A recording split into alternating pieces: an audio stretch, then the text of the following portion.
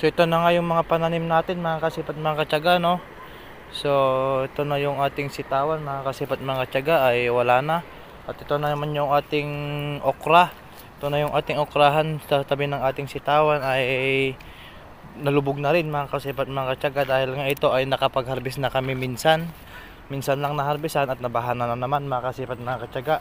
So tignan nyo naman yung taas ng tubig. Ito naman mga kasipat mga katyaga, yung postingan ng kuryente doon ay nakasabit na yung isang puno ng kahoy mga kasipat mga katyaga. So ibig sabihin mga kasipat mga katyaga ay hindi nakita kagabi yung tong mga trellis natin dito sa isang area natin na sitaw mga kasipat mga katyaga.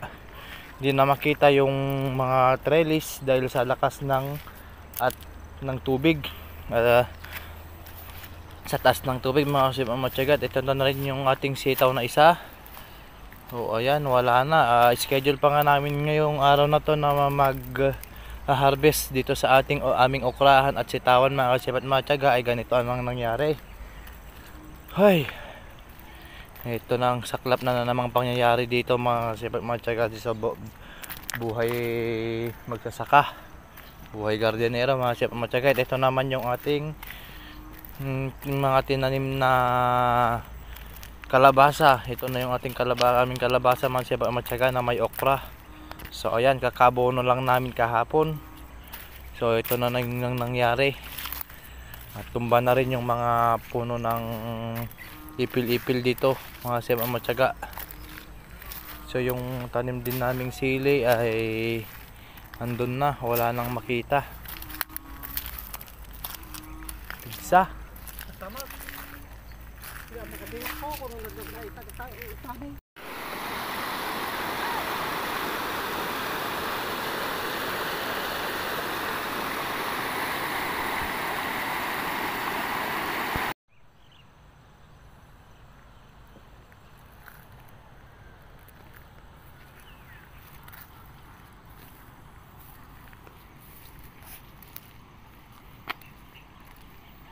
Managsidalos ti dalan di tanyaw.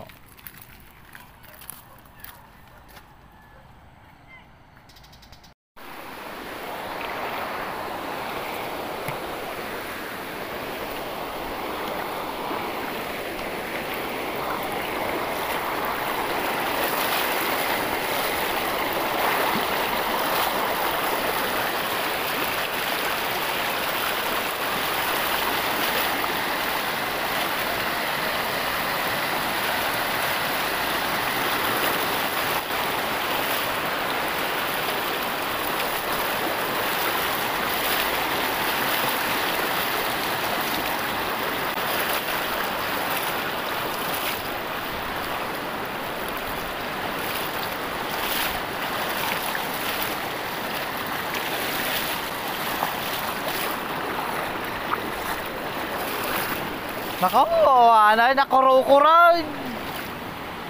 Hey, ato'y pwede dalanan ma.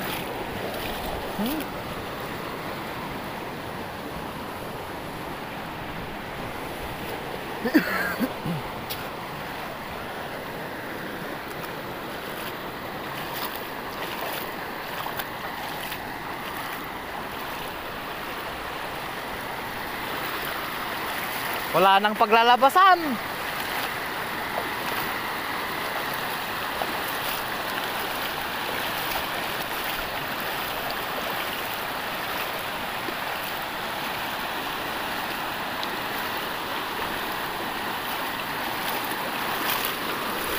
Uy, shit, aray.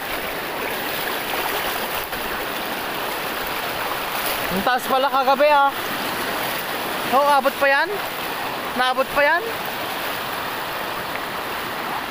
Yan, baka ganyan kataas yung tubig kagabi. Oh, putang. Wala na ma. Ha? Ay, talaga ah. Ang lakas. Hindi napasok. Tangina, wala na pa naman ito. Baha na. Ha? Mataas ah, oh. Yan na oh.